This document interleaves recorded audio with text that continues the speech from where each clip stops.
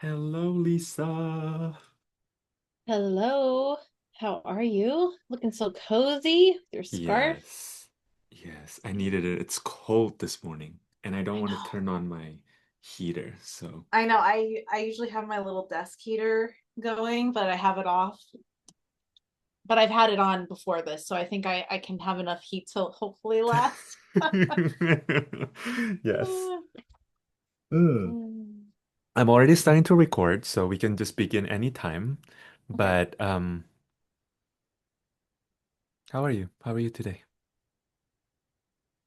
I I feel good. I feel satisfied today. Mm. Yeah. I just finished a little mini promo cycle for a cord cutting hypnosis ritual that I did on Tuesday. Mm-hmm. And I have some other things that I know I'm going to be working on soon, but I'm just in this nice little spaciousness where I'm like, I completed that and I felt really good about it. And yeah, it was really nice and just like good energy with it. And so I just am letting myself enjoy that feeling of just finish. I just completed something and I know a new cycle is about to start, but just letting myself kind of like, oh, I just finished that. Yeah. I love that. Yeah, I think satisfaction is the best feeling, but I'm biased as a generator. Yeah. Yes, like that sense of either I'm working towards something and it feels really good, the process, or I'm complete with a process and I can look back and yeah, it's such a good feeling. So Hmm. I'm happy for you. Thank you. Yeah. And even better when I can remember to let myself enjoy it because I Mm. have a habit of, okay, now what's next? I need to like, oh, like enjoy this. That felt really good. I'm really satisfied. I'm really proud of myself. Like all those things. Yeah. Yeah, Yeah. yeah. Oh, that's such a it's such an incredible sign of growth, I think. When we can slow down enough to acknowledge what we've done. Yeah, it's the best feeling. Hmm. Hmm. Because I definitely know that even back to this was in like 2019, I found out my book, my first novella was going to be published. And I know I had some sense of try to enjoy this moment, but I do feel like at that moment, I got the news, I celebrated for like 5 seconds, and then I immediately was like, on to the next thing and try, you know what I mean? It's so interesting to look back at that because I know I didn't let myself really soak in that feeling. And I think Yes. there's some conditioning patterning of that there's almost like a scarcity, like, oh, I can't let myself enjoy this because I need to move on to the next thing. So I'm really noticing this week that even though I know within the next few days, even I'm going to start working on the next projects that are coming, it's like a different attitude or sensation in my body where I just feel like I'm giving myself this space to really feel the satisfaction. Yeah. Hmm. Yeah. Hmm. Is there something that you do, like in your practice or an awareness that you had that has facilitated that shift for you?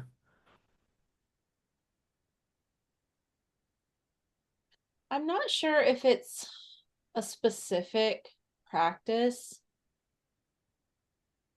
I think I think what it is that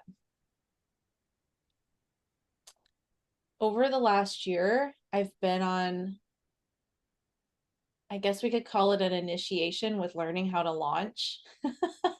and learning how, or, learning my way of it, experimenting with different styles. And also, I've been on this since the beginning of 2025. I've been on a regular rhythm of getting on the field to launch things and to practice, because I have my mystic business that I'm building, Mm. and to really stop thinking about it and just get out there. So I launched pretty regularly last year. So we're coming up on about a year of me regularly showing up to this, what I see as an art, a practice. It's another extension of my oracular gifts. There's so much, really learning my own way through it. And I think what's really landing this time is that actually I felt very called to do this cord cutting, and it felt like it was coming to me, and it felt right. Like I felt a yes, but I also felt a bit tired. And it was so cool because in this launch, I was able to see how, maybe in a way I haven't been able to see yet, because I've been developing this trust with myself that I will, show up to the things that are being asked of me by this business. And I was able to see that I've cultivated a a practice, just like all my other practices, where even though I had days in this launch cycle, it was short. It was like from the new year to the third. So it was really just a couple of weeks, maybe not even, where I was just doing like this mini one-off session. Mhm. And I had days in there where my energy flagged, or where I had things come up in my personal life. And kind of for the first time, I was able to see that I was not abandoning either of the things. Mm.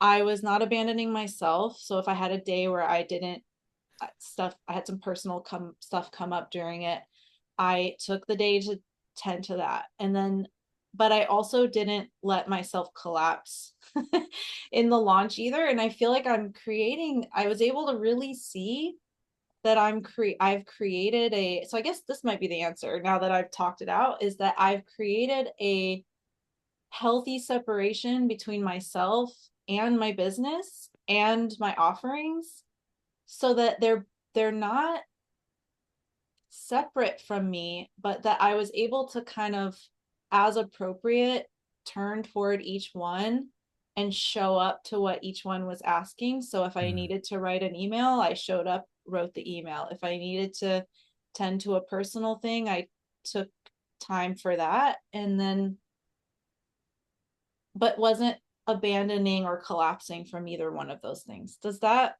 Wow. yeah. And so I think Wow. that's where most of the satisfaction, and then also to see that I'm noticing patterns in launches, and I'm seeing that it really is true that, I mean, I think it was the first week of the launch, one person, two people, three people, and then the final day of the launch, it was like triple the number. Like everyone just signed up at the end, and I'm like, every mentor I've had tells me everyone signs up the last day. Yeah. You just have to hold it. And Yeah. so just really seeing that I was able to hold the energy of the launch without over identifying with it, and then Mm. also starting to see these cycles and these rhythms and these really cool things, the magic of it, but also that it's like, how to articulate, i I feel that I really had a sense of my Lisa the person, and then the glitch witch being Mhm. these, they're interconnected, but they're also separate entities in a way. So I was able to kind of keep that separation, that healthy Yeah. generative separation through the whole thing. So I think that's really what I feel the most satisfied about, is it really Mm. clicked in this week, where I'm like, wow, I was able to do that, and I was able to not betray myself or betray the business. Yeah. Beautiful. Yeah.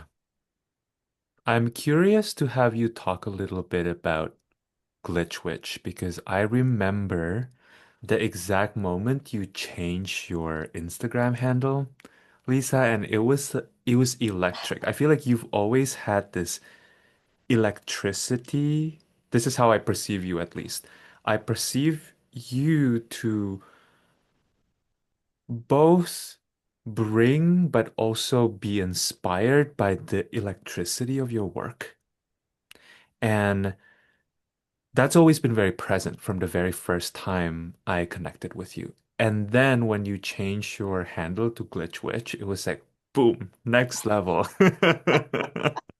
And then I experienced it again when you were sharing some of the photos from the photo shoot that is now on the website, which are just such incredible photos. And I'm curious to hear you speak about what is at the heart of Glitch Witch for you. I'm just basking in the projector recognition because I love the electricity is such a big both it's an energy that I connect to in my work, but also something I feel to be very true about myself and my work, that electricity is a big piece of it, like that life force. So I love that. But the heart of the Glitch Witch. So you know that we were both in Magician's Table 2023. Yep. And it was through that alchemical journey that the words the Glitch Witch first emerged. It was one of the exercises that Britton LaRue had given us. And I remember these words jumped out at me because I was doing this sort of keyword brainstorm, just writing down words. I had like 50 words I was just writing in my notes app that were words that I was feeling very zingy about, that were in my field. And I just sat there looking up and down this list, and it was like the words, the Glitch Witch, they weren't next to each other, but they jumped out at me. And I just had that electricity feeling where I'm like, I have to change my handle immediately. I think within 5 minutes went and added to my Squarespace. You know, you can buy an extra domain. I bought the Glitch Witch because I already had the website. So it was like $20 to add another domain. I rerouted my domain. It was so fast. It was one of those, I I understood it in the moment, but I also didn't fully know why. That I was like, this is, I gotta change it all now. Just went and changed everything. And I think why I like it so much. And there have been times in the last year as I've been refining my brand and my work where I've asked, does this still fit? Is this still it? And I just it keeps being like, yes, this is still the heart of it. Because there's a lot of different things that I'm working on and a lot of different ways my work is evolving. But the heart of it for me, there's so many layers to it, but it's the heart of it and how it originally presented itself to me and how it's continued to manifest in multiple ways is that many of us feel like there's something wrong with us. Maybe we've been ostracized for things. I know I was the black sheep of the family. You know, we've been othered in many different ways across many intersections. And I just had this vision that like all the things that make us not fit in, the actual phrase, and I think it's on my podcast that came at that time, was all the ways you don't fit in are your superpower codes. Mm, Like these are the things we actually came here. And then it became very digital for a little while where I was thinking about when you have a malfunctioning system, the glitches or the mutations are the things that are creating the evolution. And then I was thinking about evolution and how every evolutionary change begins with a mutation. And so that's all what the glitch witch symbolizes, as short as I can make it. But there's, yeah, yeah. Wow. Wow. Mm-hmm. I know you have a lot of important Aquarian placements, and that's a big part of what I want to talk to you about. And also, I'm curious, do you have a lot of third line in your human design? I know you're a 5-1 profile. I am not sure. I need to Mm, look more at my channels to yeah. see if I have any. I do resonate, and I have wondered this and thought I need to go look more, because that's where I'm still learning with human design, is what all the channels and how they all connect and Yeah. how they And the connect to the different gates. lines and the Hmm. gates. Yeah. And but I do really resonate with a lot of third line content. Hmm. Hmm. Because Just in I turn, see yeah. it. I see it in in your story. When you mentioned the glitch being the point of evolution, that feels very third line to me.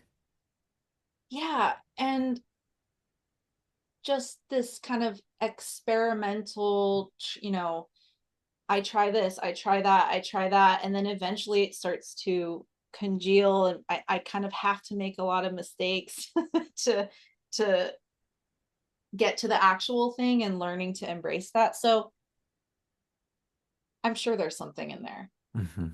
I have the genius to freak Oh, channel, channel, right. the with those two gates Yeah. activated. Yeah. Yeah, I need to look into that more. I can see that for you. The Mm-hmm. Genius to Freak is it's one of my favorite channels in human design because it's in a way my experience as someone who doesn't have that channel is it's very binary. It's like either you can really get what this person's talking about or you just really don't. And going back to what you were saying earlier about marketing, there's potency in having that channel and accepting and learning to flow with it that I feel is such a natural. You don't have to think so much about magnetizing things because you just are yourself, and in the process of that, you magnetize. But that is also reminding me of your chart, Lisa, because you are Aquarius and you're Aquarius Sun and Rising and your Leo Moon. Am I right about Mm-hmm. that? Mm-hmm. Yeah, And Aquarius Mercury. that's amazing. I know. I love it. Yeah, And your Saturn is very. in? My Saturn is in Scorpio. Yeah, Okay, yeah, okay. That's incredible. Yeah. I feel the intersection of that so much, and I'm sure we'll talk about this later too, but the way you talk about money, yeah, I feel that Saturn in Scorpio. yeah. Which is wild, because I think also even a year ago, I was too afraid to talk about money. That's been this year. It was like, I got to start talking about this. It Yeah, just was like coming out. yeah, Yeah. yeah, yeah. Mm-hmm. Would you share more about something you said earlier really caught my attention about our glitches being our superpowers? Does that Mm. have anything to do with your understanding of your Aquarian nature? Yeah. I think that my understanding of my Aquarian nature has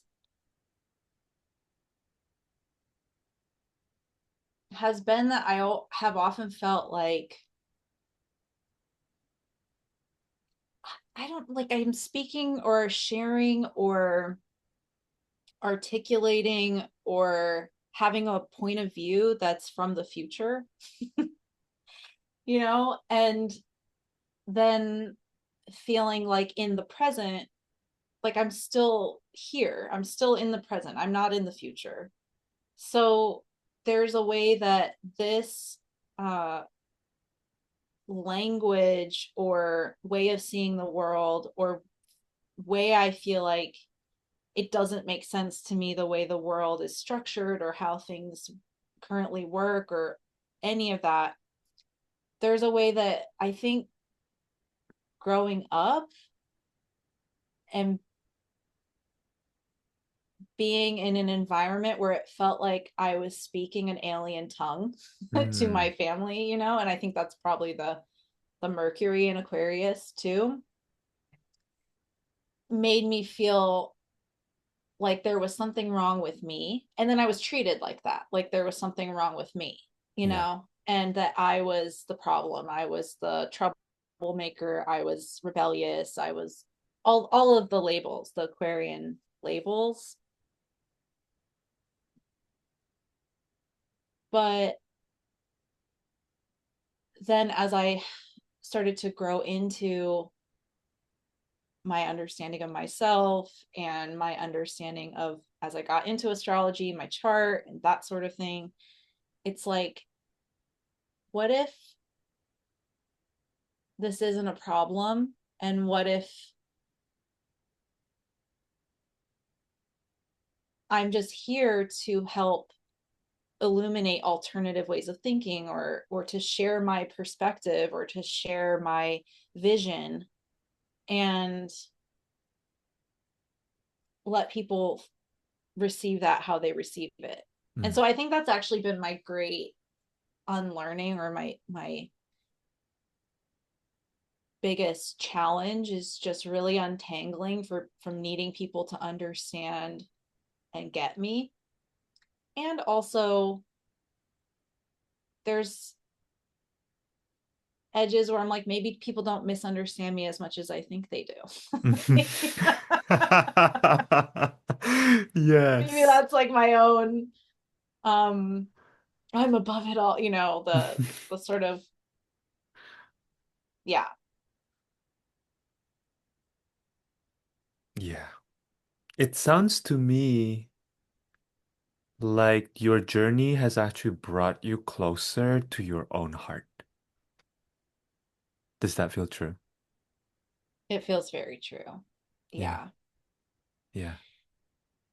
I think that I've been through this really interesting journey with Aquarius, and I wonder, I can't remember if we've talked about this before or not, but I think there are layers to these signs and different layers to the initiation into them. And I think when I first heard I was Aquarius, I mean, I've been reading horoscopes in magazines, like 17 magazines, since I was a teenager. So I always had a sense of what the sun sign was. Right.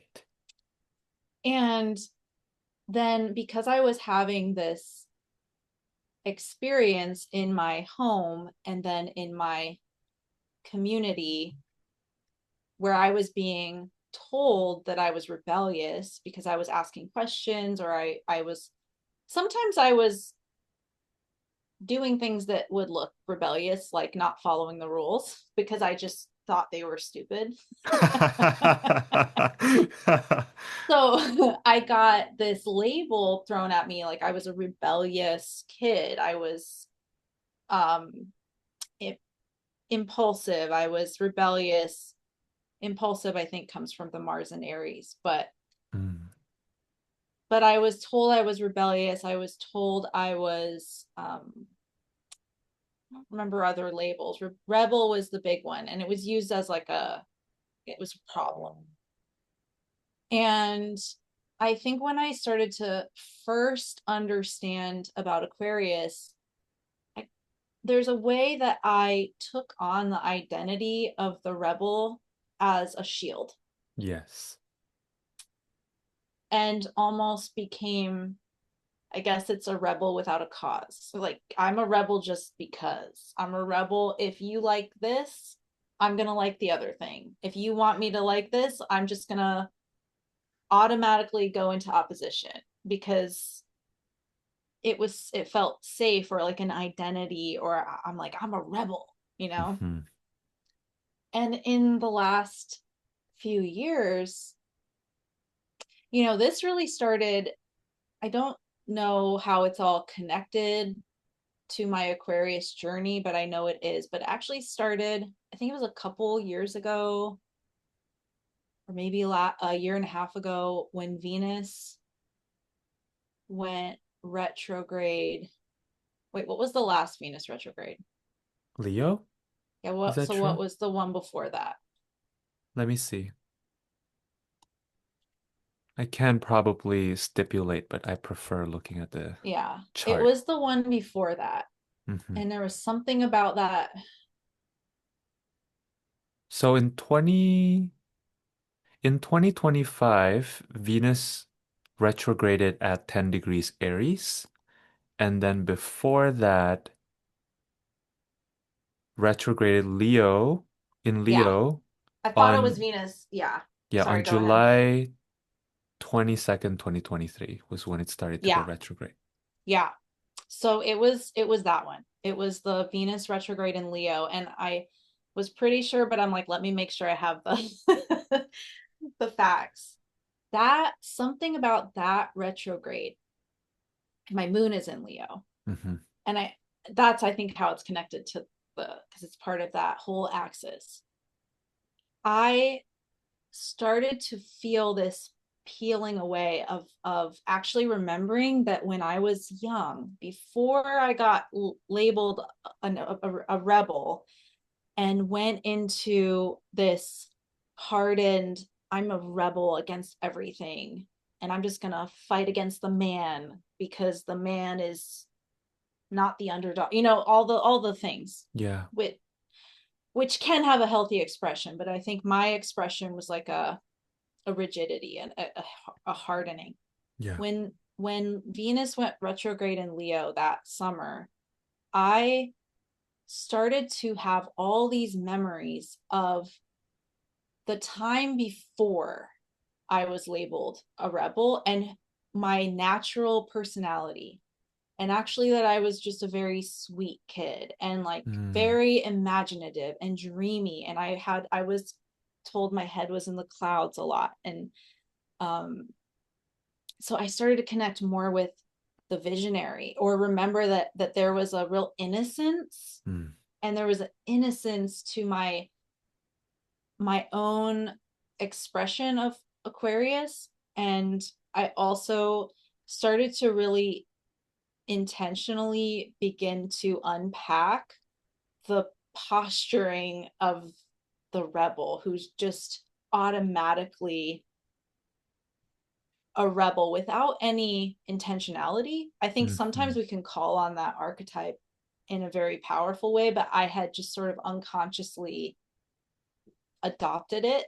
Yeah. So I forget what the original question was, but I that forgot to. that's my answer. But that's And it really yeah, yeah, beautiful. yeah, Yeah, that's yeah, really beautiful. I think what I want to highlight from what you were just saying is this evolution from identifying with the rebel identity of that Aquarius can sometimes be cast into, and deepening into the more um see, I feel like let me see if I can say this succinctly. Aquarius feels it's funny because it's a fixed sign, but it's also an air sign, right? So it makes me think about the ozone layer, yeah, for example.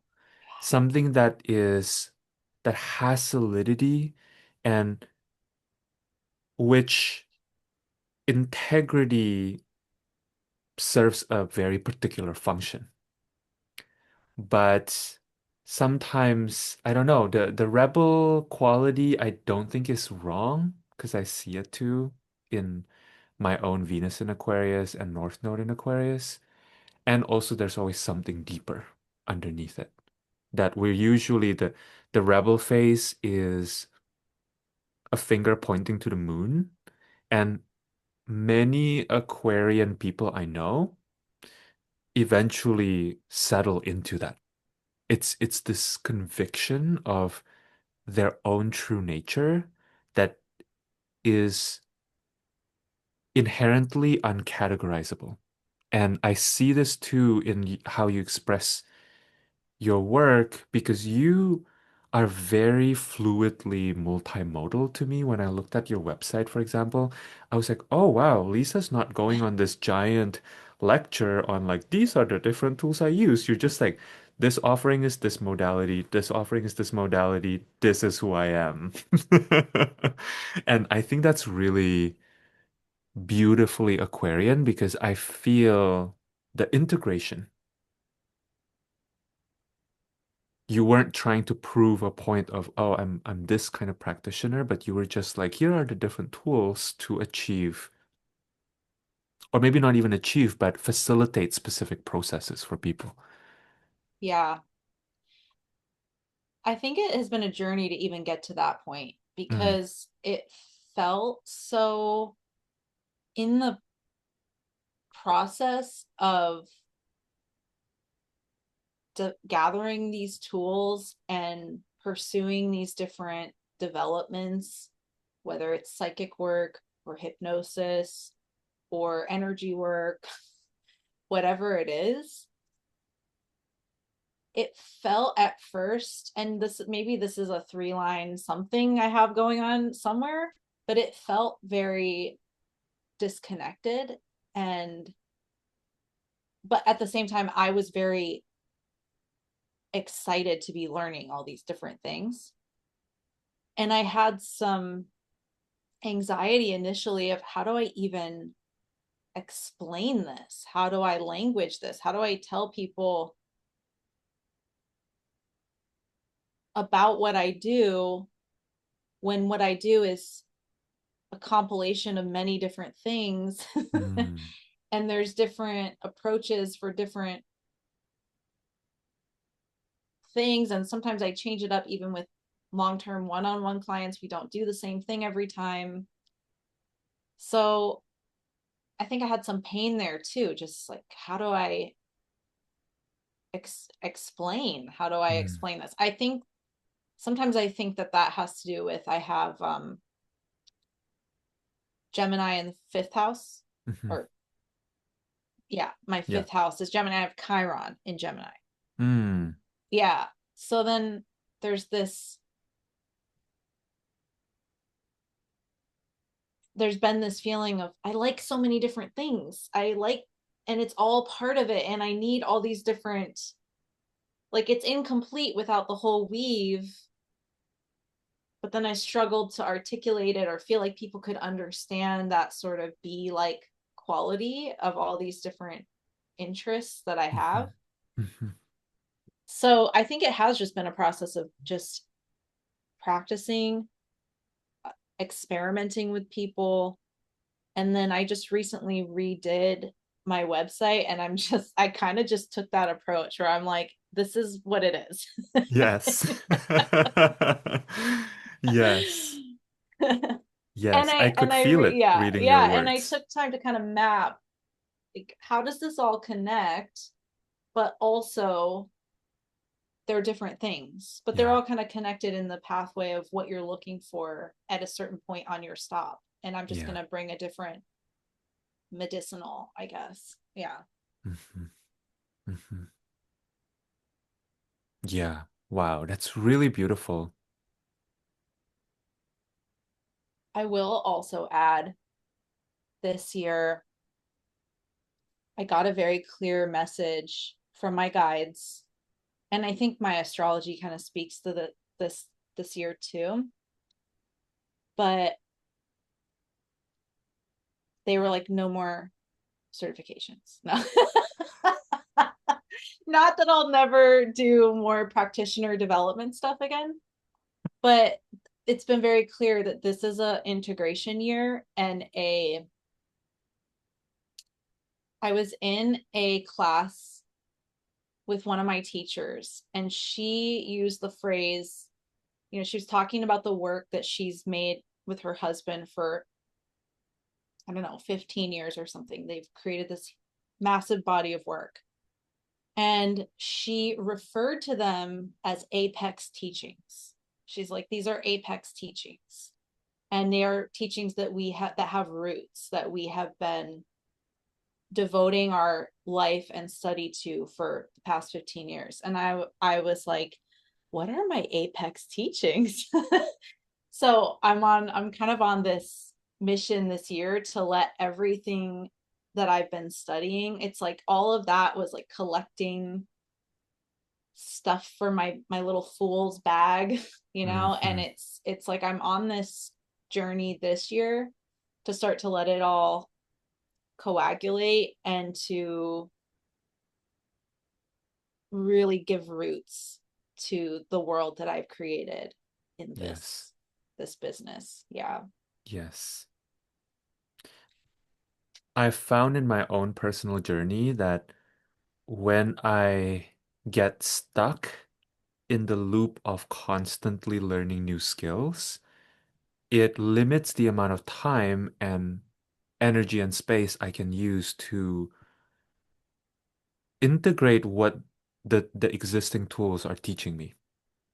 And so, yeah, I think what I'm hearing from you is you're in this process of pausing the procurement phase and letting It's yourself. so hard. It's so hard because it's so fun to procure and get into, different perspectives, ontologies, and systems. And what I'm hearing from you too from the beginning is there's more possibility, perhaps, for deeper satisfaction in that space. Would you say that's true? Mm-hmm. Yeah. And I think it's clear.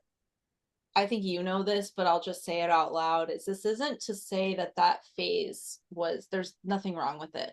It was Yeah. actually really powerful part of me getting exposed to different modalities and learning from really amazing practitioners. And it was a really powerful part, but it actually, how it feels, I've actually been thinking about, this feels like I've just completed a basically a bachelor level of study, in terms of, it's been like 4 years.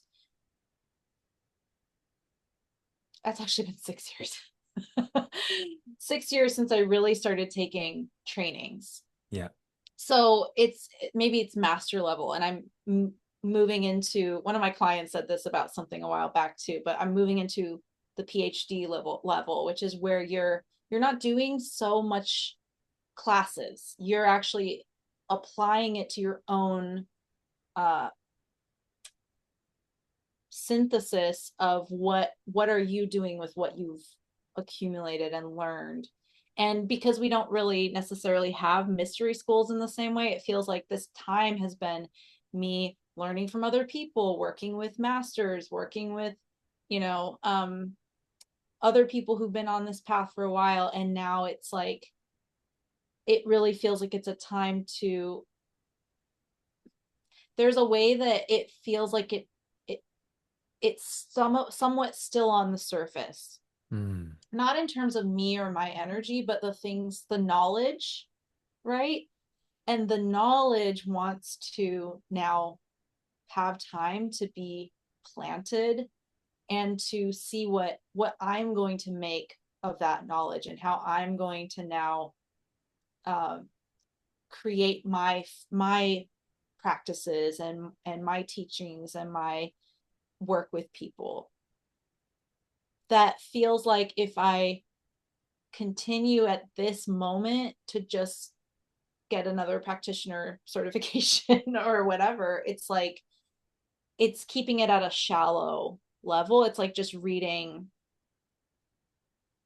I don't know, reading a bunch of different articles, but then never really turning around and writing your own article based Right. on what you've researched, you know? Right. And there's a way that it still stays, it feels kind of shallow when, and not in a negative sense. I think it's kind of a natural progression of learning and Mm, then um, synthesizing that learning. Because I think yes. that's when I feel the most satisfied is I find the learning fun, but when I can then turn around and create something with that, that's the satisfaction. It's like, whoa, this is so cool. Right. The word that came to my mind is maturation. And I'm wondering if you experienced this too, Lisa, but I remember I've been in this, it feels like an ongoing process of maturation for my work as well. And there was a period, and it was pretty long, that for me personally coincided with Pluto being in Aquarius sitting right on top of my natal Venus that felt really painful because suddenly I was at a depth in my work and how I know myself through my work that not a lot of other people can be with me in that space anymore. Like when you were Yeah. in the more, let's say, like bachelor or master's level you were just describing, there were more colleagues. You had more friends. You can just kind of grab a cup of tea and then like hang out at the cafe and talk about your thing and your problems. But my experience was that going deeper, my path became more pronounced and it became more specific to me. Yeah. Like it was becoming less and less, I was less and less able to rely on another person to contextualize for me where I'm at and what I'm supposed to do with where I'm at. And I have a couple questions. One is I'm curious if you experienced it in that way or if you experienced it differently. And two, if there are any perspectives or wisdom you've accumulated in this process of deepening that you would like to share. I do think I experienced that. I think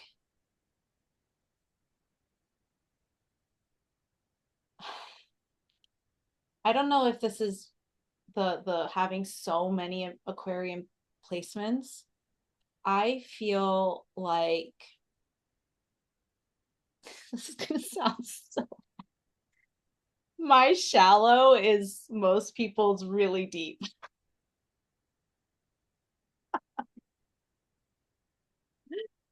And I think that's a huge struggle for a long time Mm, because there's a condescension that can come with that where I just yes. start to feel like nobody gets it. I'm so deep, everyone's so shallow. You know? And and I felt like that since I was a kid. I didn't Mm, don't think I could articulate it, mhm, but I know that I showed up to things differently than the other kids around me. And I thought deeper than the other kids around me. And it was never I didn't think of it at that time in a judge like a judgmental sort of way. It was more just a sense of either not being met there or feeling like, is there something weird about the way I am that mm. a silly example is that when I was growing up, we went to church and I was in youth group one time and we were having a discussion and it came up that I read my Bible every morning and took notes. And the kids looked at me like I was an alien. That they're like, Mhm. you read the Bible and take notes? I was Yeah. 13. Yeah. And I've just always been like that, you know, I've just always been someone who I've been reading a ton my whole life. I just always felt like I had this depth that I just, and then as I started to get older, I noticed it doesn't feel like everyone's thinking about this as deeply as me. It doesn't feel like something feels different. Um, or in college, even, I just could get things easily, but I was hungry for it. I would do the homework because I wanted to. I wanted the knowledge. I was so hungry. And then it would be unsettling to me, or not unsettling, but incongruent or something, when I would be in class and everyone was glazed over and no one was excited to talk about what we read that week because they didn't even read it or whatever. You know, it just felt like I was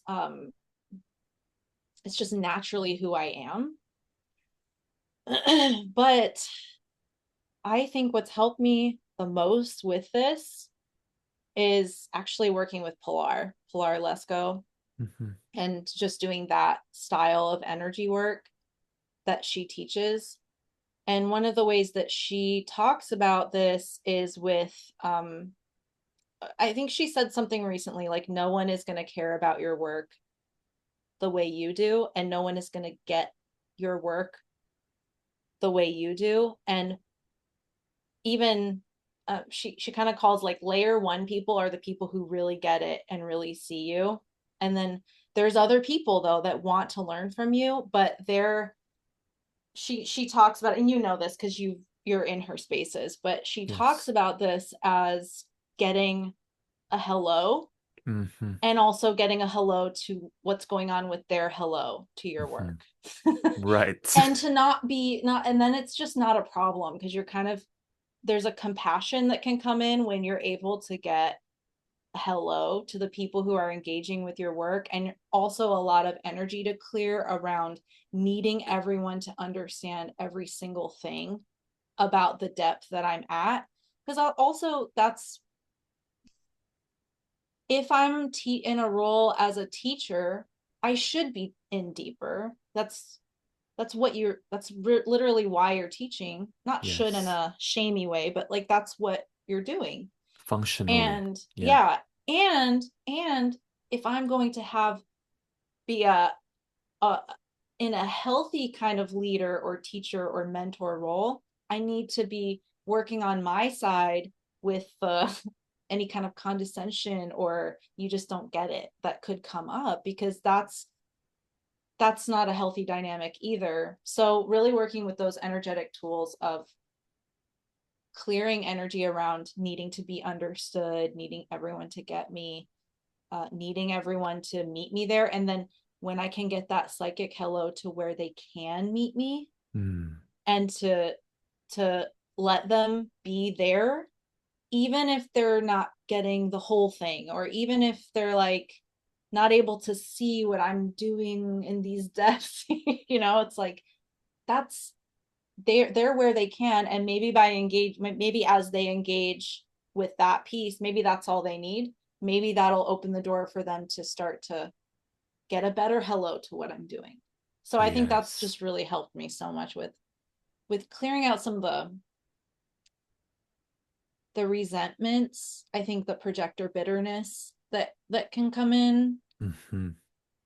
I'm a 5-1 projector. I don't know if we said that, but you know, is just working with my energy, and then my ability to get a hello to the people who I'm working with. And then also when I can do that, I can see, oh, this person only has like a 10% hello to what I'm doing. And that's Yeah. okay. That's Yeah. what that's where they're at.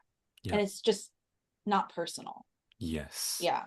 Yes. And you don't have to leave where you're at either in order to be able to facilitate teaching or sessions that can be very impactful for the other person. Right.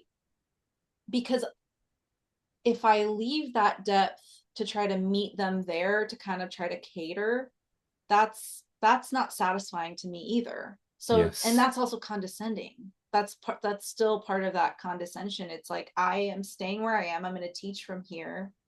I'm going to do what I can to build those bridges to, you know, to help, um, say the bridge is here. And if you are in your own way, in your own autonomous decision, want to walk across it, you can, but I'm not in control of that. Yes. And that is not my job as a guide. And it could be that a 10% hello to what I'm doing is exactly what they need for their next step of their journey, you know. Yes. Yes. And it's so that's helped a lot. Yeah. Yeah. So Yeah. what I'm hearing from you is in that process of deepening into your work and really giving space for your work to share what it wants to share in the world and create the impact. What's been helpful for you is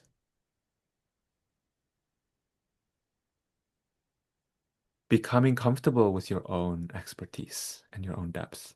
Hmm. And then as I become comfortable with it, working with the the energetic debris that can get kicked up Yeah.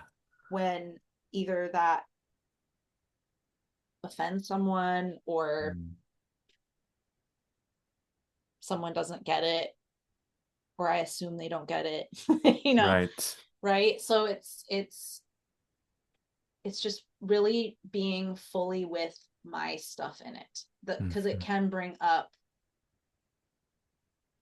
there's a not a confrontational feeling with the people, but a self confrontation that comes up. It feels confronting. And I think it held me back. I think I used to try to over explain or kind of like travel down and be like, okay, let me, explain this. And that feels boring to me and kind of like Mm. diminishes the zing or that electricity. Mm. And I think just really owning that it's my job to be where I am in my process, going to the depth that I want to go to, and then learning how to communicate from that place as clearly as possible. That Yes. doesn't mean making myself understandable to everyone. Hmm. That is, there is an art to articulating from that place. So, my big practice lately in the past, really the last year, has been how can I learn to articulate more clearly so that it's like a signal, and then the people who want to meet me there or want to try to meet me there or are curious, it's like that's for them to engage with the piece. And I've even noticed this in myself with my teachers. I really started a practice this year,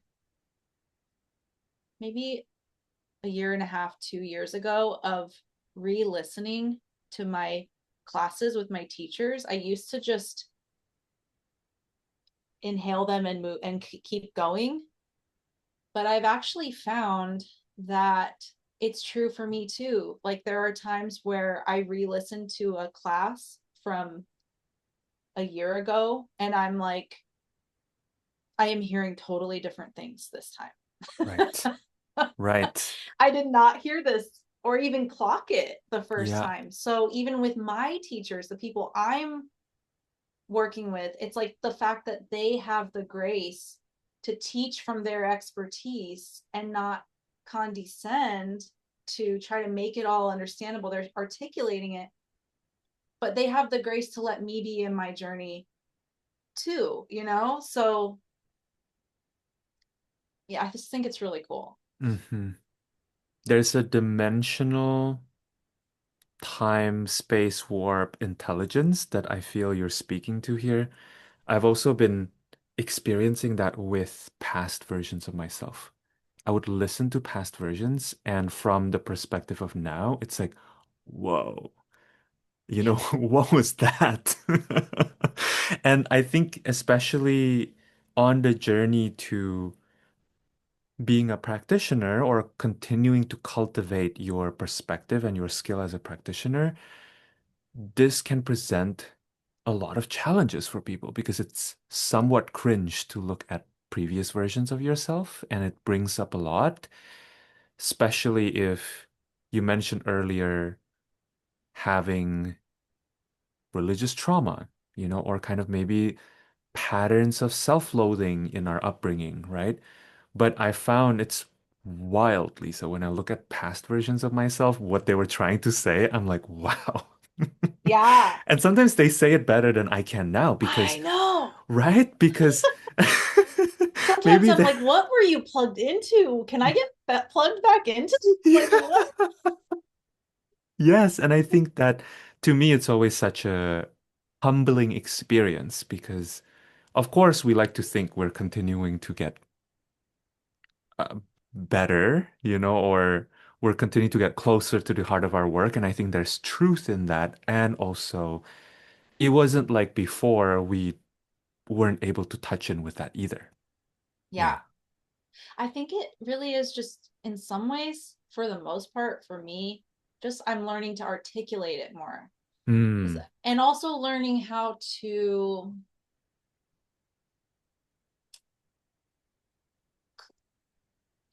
work through or clear through some of the energetic, I guess debris is the yes. best, of what was going on in my younger self that was actually I was using to or was acting as a shield to keep me from saying the thing that actually, Yes. because when I look back, and I love to look back because it is very cringe. It's very humbling. I keep my whole Instagram from the very beginning up because I like to go back and see the first earnest moments of me feeling like I want to share something, but I don't know how. But I like to look back and I see that there's two things I notice. One, I notice how much I've grown because, in the sense of my early Instagram videos, I was so nervous and so awkward. It's so cute, actually, though, because I'm like, I was doing it even though this is it's clearly so uncomfortable for me. So I like to see it's like a growth, but I can also see, oh my gosh, I was so afraid to do that. And I sat there and made that video and put it on the internet. Like, that's so sweet. Yes. And I also like to see that I haven't, there's been ways that it's matured my work, but I haven't changed what I'm getting at that much. It's Yes. been there the whole time, Yes.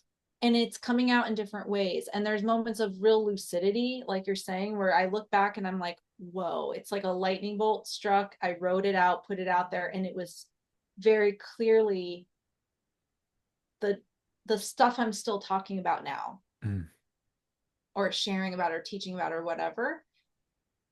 And then it would go into more of the hiding. It would come out and then I would hide a bit. And it's not like this is solved. Like, I'm still figuring all this out. I feel like I've really just come into a new level of feeling comfortable sharing and speaking and, talking about things in a public setting. But it's really special to look back and see what's been there all along and the growth. mm. It's both. And also the fact that I wouldn't be here sharing in this way if I hadn't taken those cringy steps. So I really like to see that. And also, something I've been doing, this is part of my digestion, integration, deepening year, is I've started listening to I'm on a mission to listen to every workshop and class I've taught. I'm re-listening to everything.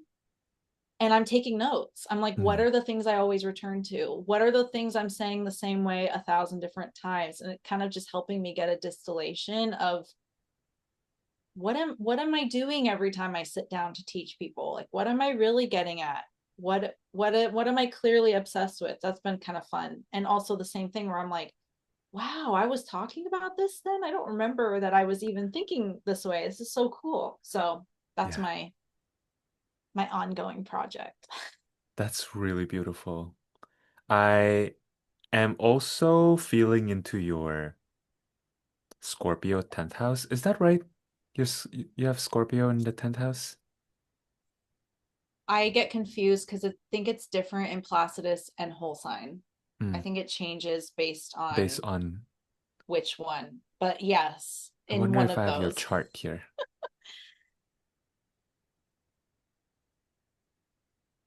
Because I feel like I've read your chart before. I do have it. I use whole sign, but let me see. Yeah, because you have Yeah. your midheaven in Sagittarius. In whole sign, it would be the 11th house, but you have Saturn, the South Node, Pluto, and Vesta in Aquarius in your 10th house, in your whole sign 10th house. Wow. Which system do you use? I kind of go back and forth. And actually, it's only new that I've started experimenting. I used to only pull whole sign because I just didn't know what to do with anything else. Mm, But I'm in a program where she uses Placidus. So I've been experimenting with it and just seeing what the differences are and if I notice any differences. yeah. But yeah, so yeah, Scorpio. Which one feels more resonant for you in this moment when you think about?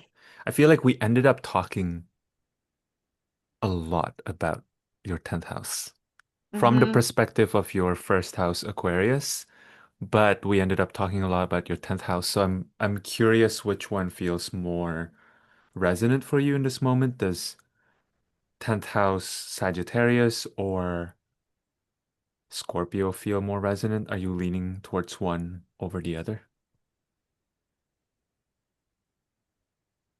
I have been playing with 10th house Sagittarius Mm. because of the midheaven Mhm. and in thinking about how that connects to my work and my public offering, and Sagittarius feels really resonant with that. And Mm. then with the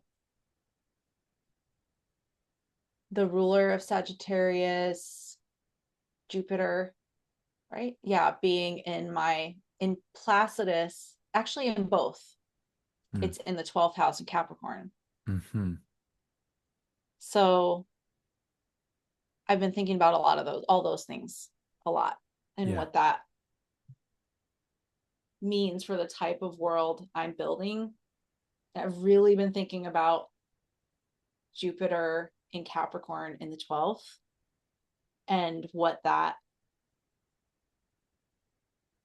how that reflects the type of world I'm building Mm. in my work, which Mhm. feels to me like like a very expansive, mystical world that's also very structured and real.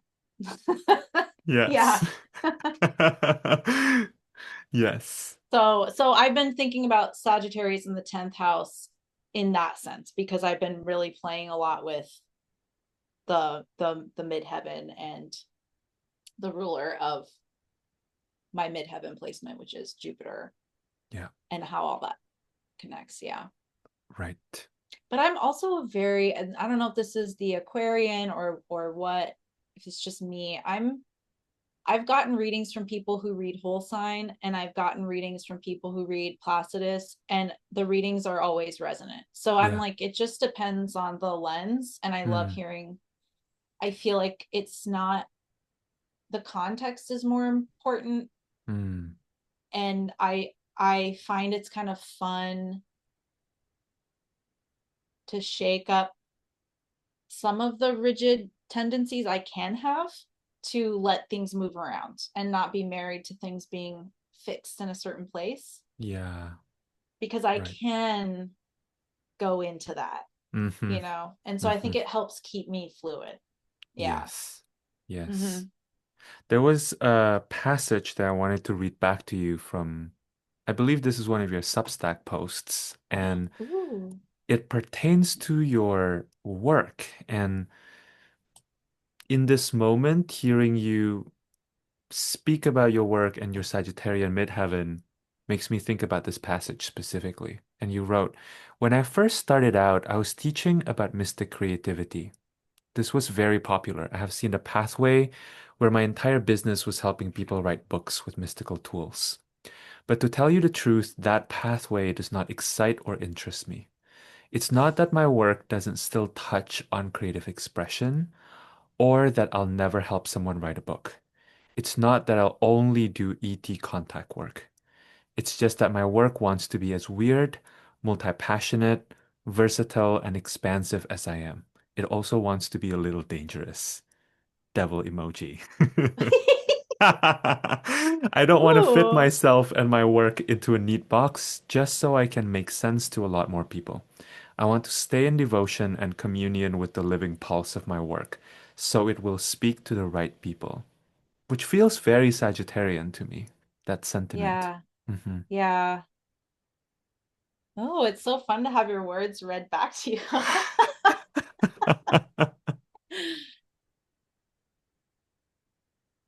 And I think that when I first got on Instagram and first started feeling like I wanted to share stuff with people and I wanted to talk about tarot, and I'm a writer, and I was working with tarot to support my writing practice as I was writing books and to help clear some of the gunky shame stuff that has gotten embedded in creativity culture.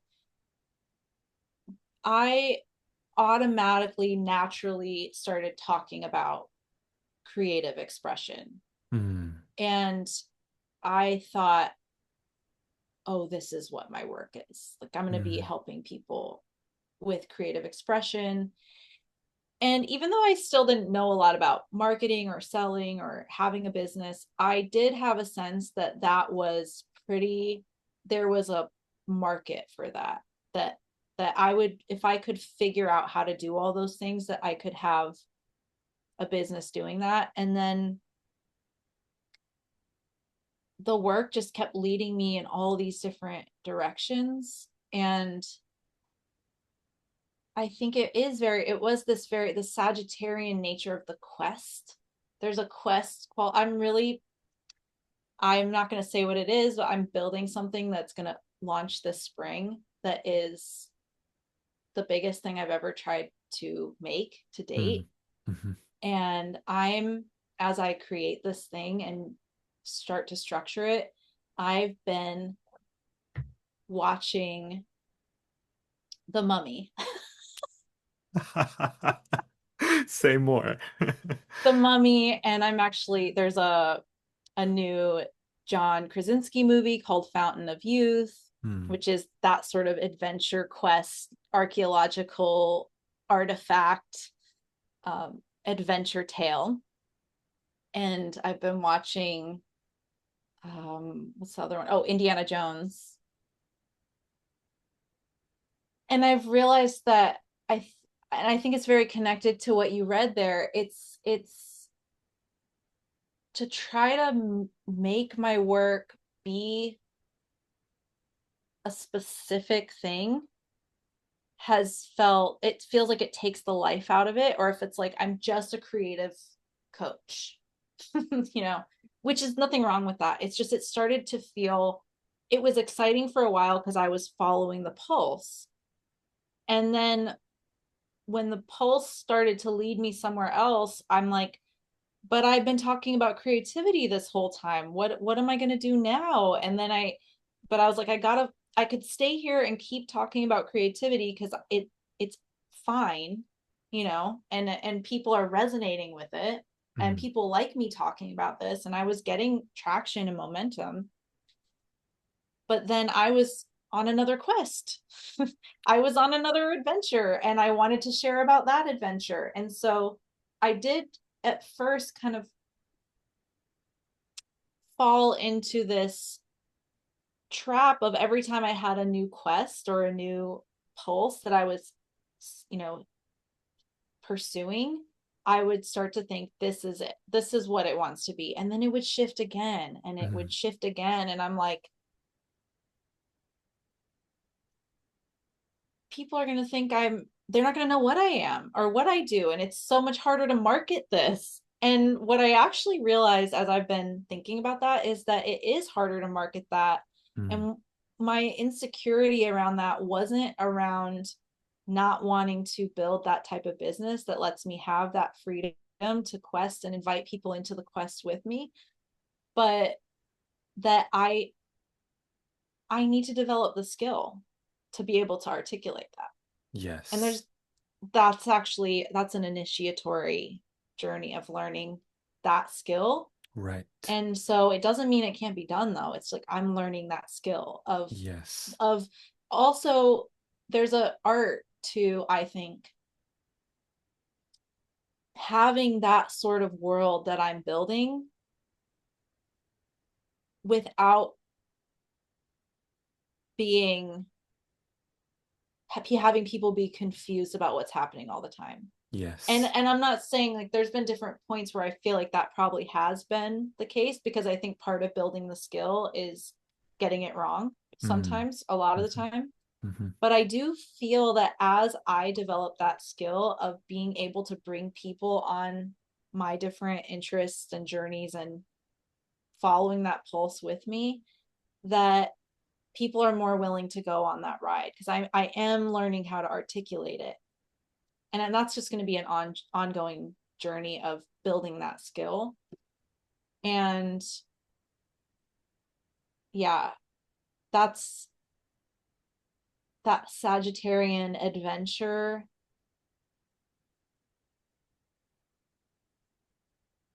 quality has just been really alive for me. And I also think I'm really attracted to that because I started to see how, and I think this is part of building that skill and learning it too, that I was trying to communicate about my work in the ways I had seen other people do it. Mm. And I was also starting to feel bored by the healing. We're healing everything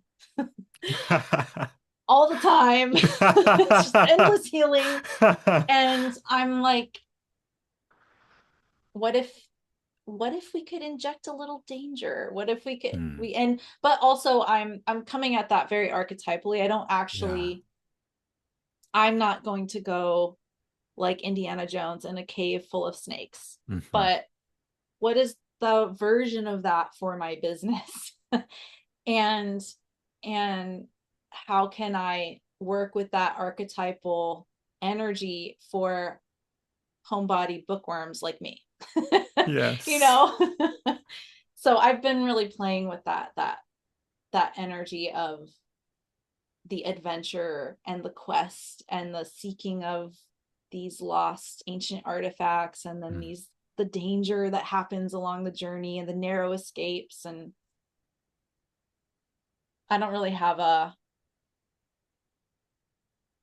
tie to that. It's just what I've been playing with, because Yeah. I if I get too serious in my work, I start to feel bored. That's what it Mm-hmm. really comes down to. I'm like, this is Yeah. so like okay, I'm Mm-hmm. boring myself. Yeah. So bringing that spirit of cheeky adventure, I've been playing with that a lot. Yeah. I see you as someone who's really skilled at that. Oh, And thanks. and I perceive a level of groundedness in how you navigate that too. It wasn't, like when you started talking about contact, about ET. I feel like what's so interesting about that work from my perspective, who that's not really like the primary language or interface that I connect with, right? Mm-hmm. What I see, Lisa, is interestingly, people are coming at it from my perspective from such different energy. Like the stream of energy behind what people are doing when people are doing that work is very kind of all over the place. There's like many different people doing all kinds of different work, which is probably true for all mystical modalities, right? When I think about astrology, if I step back from the astrological language and the jargon, people are also approaching astrology with very different frequency, with Yeah. probably very different agenda. But to me, it was very clear with people doing, you know, work with extraterrestrial contact or kind of awakening the, you know, alien within stream of like brand of work that different people were coming from very different perspective and Mm-hmm. energy. And the kind of stream I was perceiving from you was really rooted actually, which felt surprising because there are not a lot of people doing that work in a way that feels like it's in service to being here and walking our path and discovering ourselves as creative beings without kind of bloop, you know, Yeah. using it as an escape hatch. So, Yep. yeah, what would you add to that? Is that how it feels from the inside for you as well? Yeah. Mm, Yes.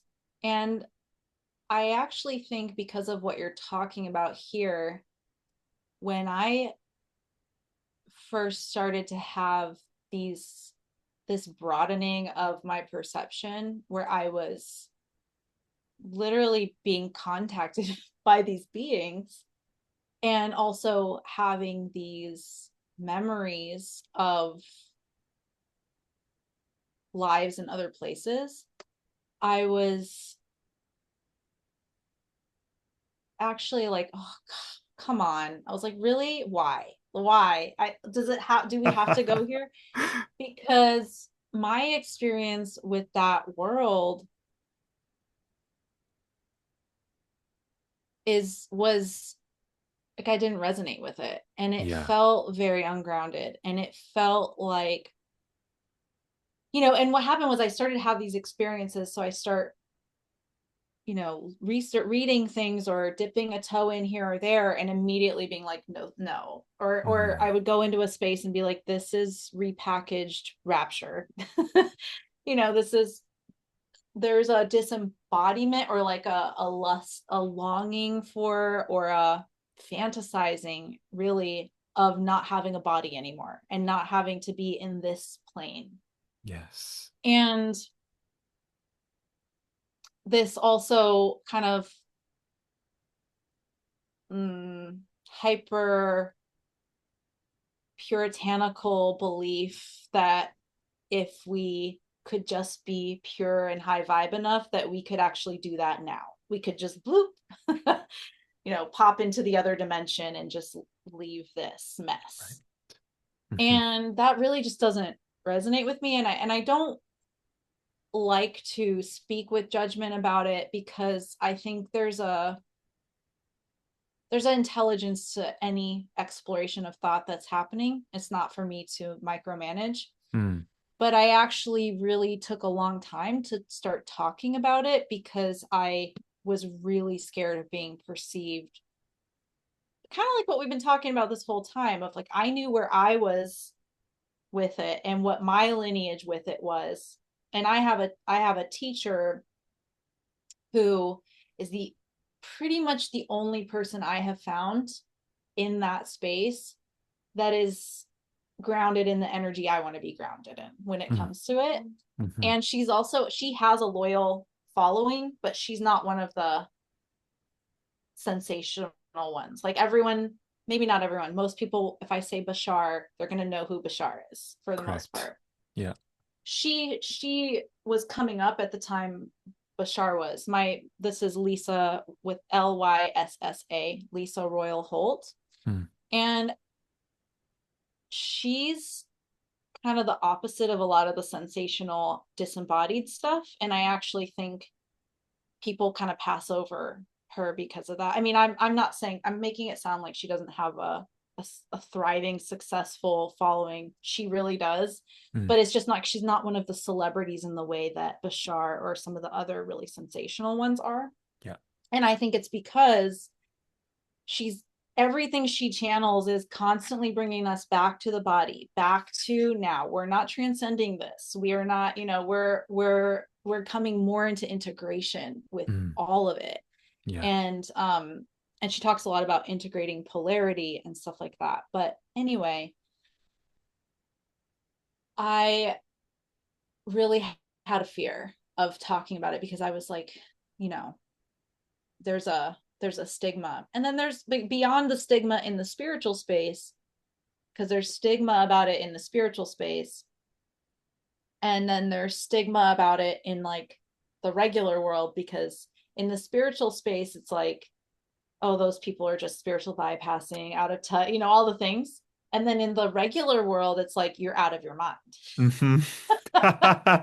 So it's a double whammy. Yeah, it's like, oh, this is so weird. And then I just started to have these really intense contact experiences. I would wake up in my room and just have this crazy experience. So I'm like, there's something for me here. So I'm going to pursue this. And I'm going to, I think when I started talking about it, it was at a time when I was just like, I want to be free to talk about anything I want. And so I'm just going to rip the band-aid and just talk about it. And I don't personally um use the word starseed for the most part, but I've used it in the beginning because I wanted to kind of bring a blade and just be like, anyone who doesn't want to hear me talk about this, I wanted to, because I have my own personal association with that, but it's again one of those loaded words. Yeah. So yeah, and I think for me, what I have learned from these beings, well, what I see is what you're saying, a lot of escapism, a lot of wanting to be rescued by aliens, like please come rescue us from all the bad things happening on the earth. But what they have shown me is actually, it's much more like the role of a mentor. They're beings who've had a lot of experience in evolution and have kind of been through it, and they're actually family. And Mm. there's these greater lineages of that's vaster than Earth. But they are like any good mentor, they're not coming to rescue us. It's like there's wisdom there if we want to tap into that energy, but it's like if your parent does your homework, you didn't actually learn anything. It felt easier, but you didn't grow.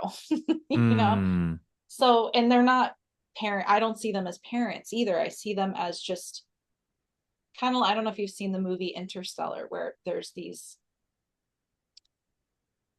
uh, these beings, these highly intelligent beings that are communicating with this guy as he goes on this journey. And then, Mm. not to spoil it, but it turns out it's just that him in the future, you know? Mm. Hmm. So it's kind of like, I see it like that. So to wrap that up, I'm like, for me, it is actually, I see the real work that they can support us with if we're not doing the fantasy thing, if we're not doing the sensationalized thing, is actually in the real challenging, sticky work of being a human right now on planet Yeah. Earth. It brings us more into the body, more into the earth plane. Yeah. Because the truth is, there might be a timeline in the future where things are we're in light bodies. Who knows? But Yeah. that's time is not now, and that's not when we incarnated. And I don't think we incarnated to escape this. I think this is what we came for. You Yes. know? Yeah. Yes. Yeah. Hmm. So that's the angle I take when I'm approaching Yeah. that topic. Beautiful. I'm curious if you have any final words to wrap up our time together. And that can be anything you want to leave the listeners with, or any offerings you have, how people can find you.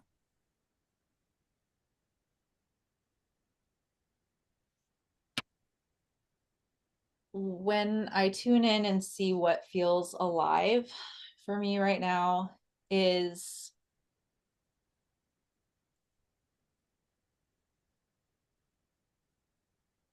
yeah, when I tune into that, what I feel is that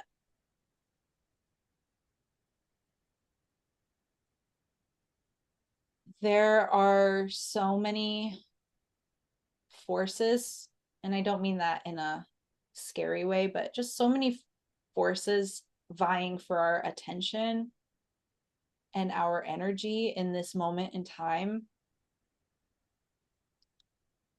And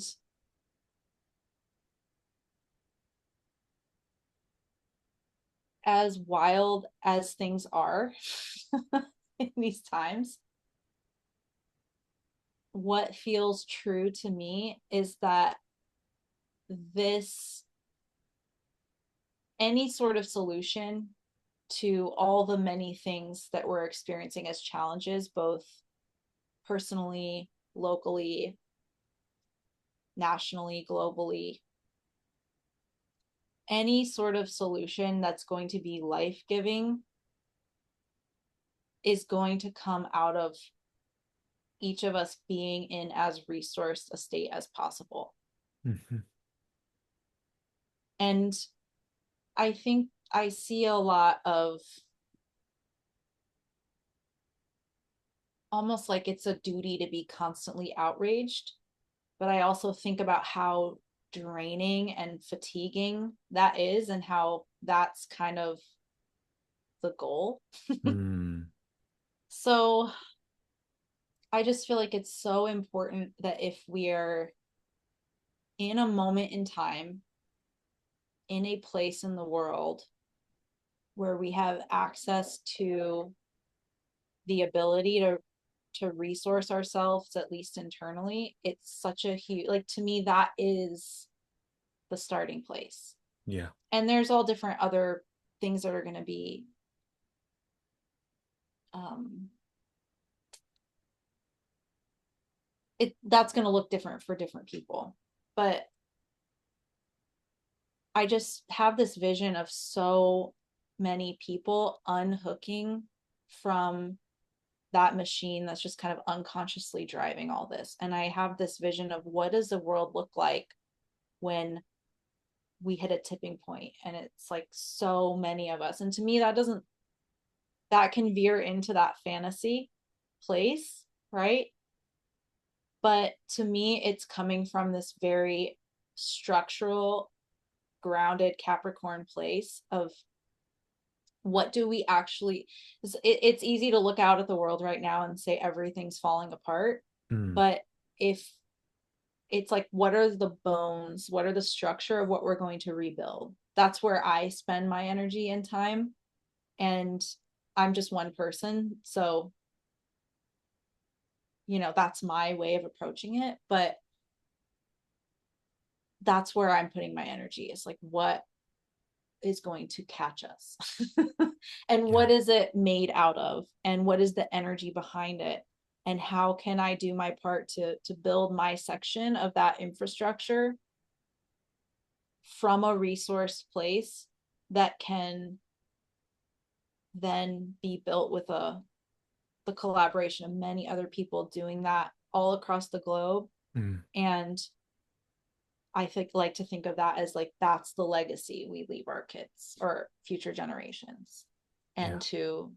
to think about that when things feel hard or when it feels like everything is lost because there's so much pushing that narrative that it's all over.